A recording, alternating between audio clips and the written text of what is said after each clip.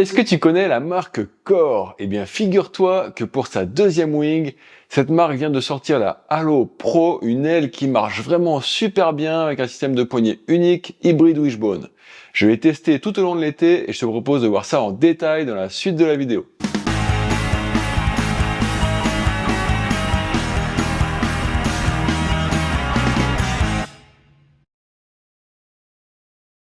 Salut les copains et les copines, bienvenue sur ma chaîne Water Sport Zone pour ce nouveau test de matos. J'en profite pour signaler que j'ai mis à jour les playlists de la chaîne pour que ce soit encore plus facile de retrouver les anciens tests et les anciens tutos que j'ai déjà produits, donc n'hésitez pas à aller jeter un œil dans la partie playlist. Et pour ne rien rater à l'avenir de tous mes contenus, abonnez-vous et activez la cloche bien sûr.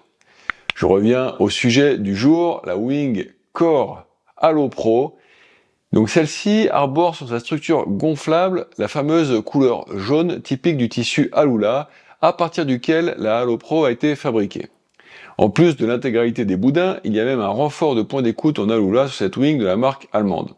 On remarque des diamètres de boudins plutôt conséquents dans les zones de forte contrainte, mais qui diminuent progressivement lorsqu'on se rapproche des extrémités, et au fil des différentes sections des boudins de bord d'attaque et de latte. Comme d'habitude sur les kites et sur la Core XC, la wing précédente de cette marque, dont je vous mets le lien ici, la construction de cette Core est très soignée.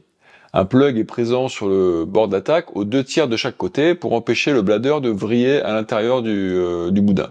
Le SPI Cortex 2 est un triple ripstop bien craquant et haut de gamme.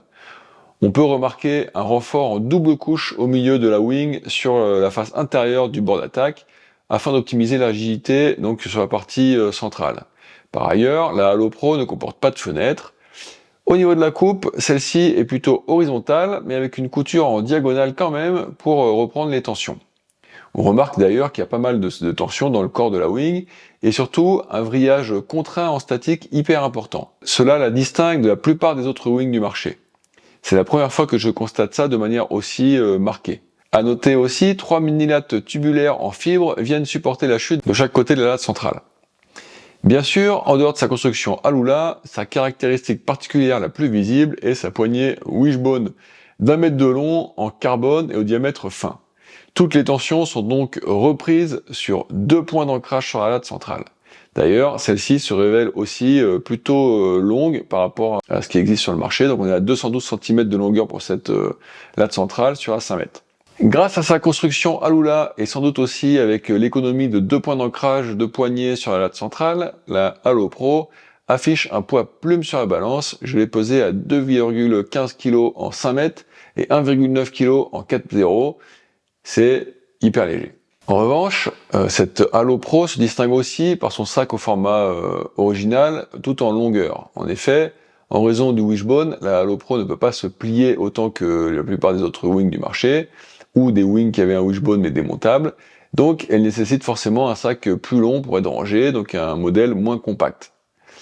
Petit détail, la Halo Pro utilise aussi sa propre speed valve, une valve propriétaire de Core qui est bien efficace au gonflage comme au dégonflage, bien qu'il faille quand même utiliser une petite tuile là pour la déverrouiller. D'ailleurs, pour que ce soit encore plus rapide au dégonflage, elle a aussi une seconde valve sur la latte, donc celle-là juste pour le deflate. Au niveau des surfaces, Core propose une gamme assez épurée avec 4 surfaces, 3, 4, 5 et 6 mètres. En revanche, en termes de prix, là on est sur du budget haut de gamme, à partir de 1849 € pour la 3 mètres, et pour la 5 mètres, il faudra compter 2049 €. Alors évidemment, ça fait beaucoup d'argent, mais il faut quand même remarquer que c'est 100 à 200 € moins cher que les autres modèles existants sur le marché, construits en Alula. Le leash, pour sa part, il est proposé en option, soit pour le poignet, soit pour la taille, à partir de 39,90 €. Mais après, la vraie question, c'est sur l'eau, qu'est-ce que ça vaut? J'ai donc testé la 4 et la 5 une bonne partie de l'été, et bah voilà, je peux vous dire tout de suite, j'ai pas été déçu. La Halo Pro est particulièrement réussie, mais comme toutes les wings, elle a des points forts, mais aussi quelques petits points faibles. Je vous propose donc de les résumer avant de dresser, pour finir, un bilan plus général. Si je commence par les points forts, alors évidemment, comment ne pas évoquer la légèreté ressentie dans les bras avec cette wing en Alula au poids plume d'autant plus que la manière dont elle respire et évacue la surpuissance en accélérant lui donne aussi une certaine forme de légèreté. De plus, le diamètre super réduit du wishbone amplifie encore cette sensation.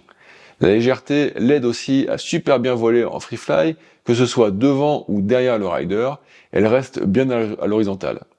C'est aussi un atout pour doper la maniabilité, que ce soit en free fly comme je viens de l'évoquer, mais aussi dans les manœuvres classiques et dans les tricks de freestyle.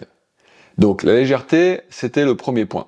Pendant que je parle des manœuvres, je dois aussi avouer que c'est quand même super sympa de pouvoir attraper le tube, donc qui sert de poignée wishbone, n'importe où sans avoir à chercher des poignées sur une zone précise. Et il y a vraiment beaucoup de situations où ça aide, à commencer par le fameux Heineken Jibe que je me régale à faire en ce moment. D'ailleurs, je vous mets le tuto en lien ici, mais où on attrape souvent la wing un petit peu à l'aveugle sur la nouvelle amure. Donc ça, cette grande poignée unique là, c'est vraiment un atout.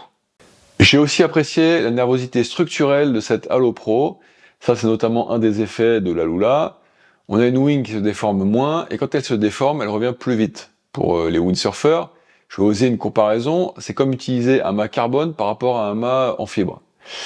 Du coup, au pumping, c'est plus efficace, et globalement aussi, cette nervosité apporte des performances avec des accélérations plus franches et des réactions plus rapides.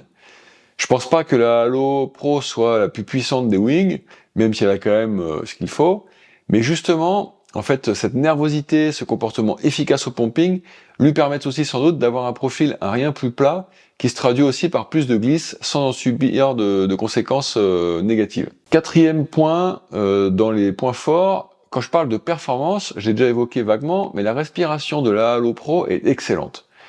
Pour peu que vous ayez un foil qui glisse en dessous de votre planche, la remontée au vent et la vitesse de pointe seront vraiment sympas, de surcroît sans avoir besoin de forcer.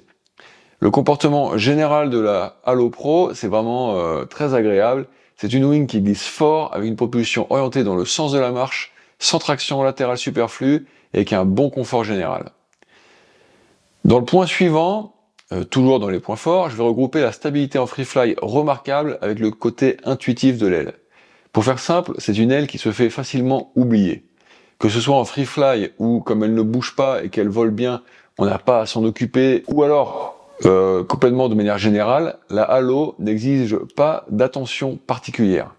Elle suit, elle s'adapte, elle pardonne les erreurs. Enfin, toujours dans les points forts, il me reste à évoquer les sauts.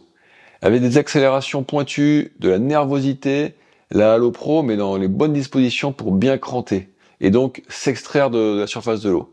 Sa structure se déformant moins aide à générer du lift au moment de décoller et à soutenir le vol une fois en l'air. Les jumps sont donc efficaces et offrent de l'amplitude, du planning en l'air, et ce caractère vient donc au crédit de la Halo Pro également. Si maintenant je passe au point faible ou au léger bémol, il y a évidemment parmi eux le budget que représente l'achat d'une telle wing. C'est sûr que la Lula c'est mieux, mais c'est évidemment aussi nettement plus cher. Une fois que j'ai dit ça, il faut quand même nuancer en précisant que la Core est quand même la moins chère des ailes 2024 proposées actuellement en Alula. Après, je mettrai un petit bémol aussi au niveau du pliage et transport stockage en raison du wish non démontable, ou en tout cas pas facilement. La voile et son sac sont clairement moins compacts. Dans plein de situations, ça change rien. Mais dans certains cas, ça peut changer tout. Par exemple, pour faire un upwing deflate downwind, ça marche pas parce que avec une aile aussi allongée dans son dos, ça va vraiment être gênant. Enfin, au chapitre des petits bémols, il y a aussi que l'Alula par sa raideur est parfois un peu plus exigeant. C'est étonnant, mais on ne peut ne pas aimer. Par ailleurs, dans certaines situations, le wish droit et donc l'absence de décalage de profondeur, on va dire, entre la poignée avant et enfin entre une éventuelle poignée avant et une éventuelle poignée arrière, peut demander d'avoir le bras arrière en fait plus plié à ce moment, et en particulier lorsqu'on doit surborder, ce qui peut arriver notamment quand on est sous-toilé ou enfin dans diverses situations. Et pour les petits bras, ça fait fatiguer plus vite. Je rigole, hein, c'est pour tout le monde en fait. C'est maintenant l'heure de dresser le bilan, et la Halo Pro est une wing fantastique qui se hisse au niveau des toutes meilleures ailes du marché, en particulier pour tout ce qui est free fly. Je me suis simplement régalé avec, et j'ai aussi vraiment apprécié d'avoir en fait l'impression de l'oublier ou voilà, de pas avoir à penser à mon aile dans plein de situations. Elle est vraiment très intuitive et ça c'est vraiment hyper agréable. Mais voilà, elle est, voilà, elle fait partie des ailes les plus chères et donc ne sera clairement pas accessible à toutes les bourses, tous les budgets. Donc si vous en avez les moyens, je vous invite quand même à la tester parce que franchement c'est une wing fantastique. Toutes les personnes à qui je l'ai fait essayer ont vraiment beaucoup apprécié ses qualités. Super en vague, en free fly ou dans une pratique saut, surf, freeride perf. Elle propose une certaine forme de confort grâce à sa légèreté et sa glisse naturelle, mais bénéficie et subit quand même la nervosité de la Lula dans certaines circonstances. Et après, comme je dis toujours, selon les préférences de chacun, puisque il n'y a pas une seule vérité dans ce qu'on peut aimer. La longue poignée unique, donc qui fait partie clairement de ses particularités, elle fonctionne super bien et a clairement ses avantages, même si elle empêche un pliage de wing compact. Moi, je pense qu'avec ce type de préhension, on n'est plus dans le débat wishbone versus poignet, puisque là, on obtient un petit peu le meilleur des deux mondes. Donc bravo à Core, qui pour sa seconde wing seulement propose une wing d'excellente facture, sans mauvais jeu de mots. À noter que Core conserve aussi en général ses modèles 2 ans au catalogue, ce qui devrait donc être le cas sur cette Halo Pro, si ça peut aussi rassurer certains avant d'investir. Si tu as aimé cette vidéo, alors celles qui te sont proposées à l'écran devraient aussi t'intéresser. Avant de partir, n'oublie pas de t'abonner et d'activer la cloche si ce n'est pas déjà fait. Tu peux aussi laisser un commentaire en dessous de cette vidéo. Moi j'aime toujours vos retours et puis échanger avec vous, je trouve ça toujours très riche. Et maintenant, je vous dis à samedi prochain pour une nouvelle vidéo, à moins qu'on se voit d'ici là à la plage ou qu'on échange sur Instagram. Allez, bye bye!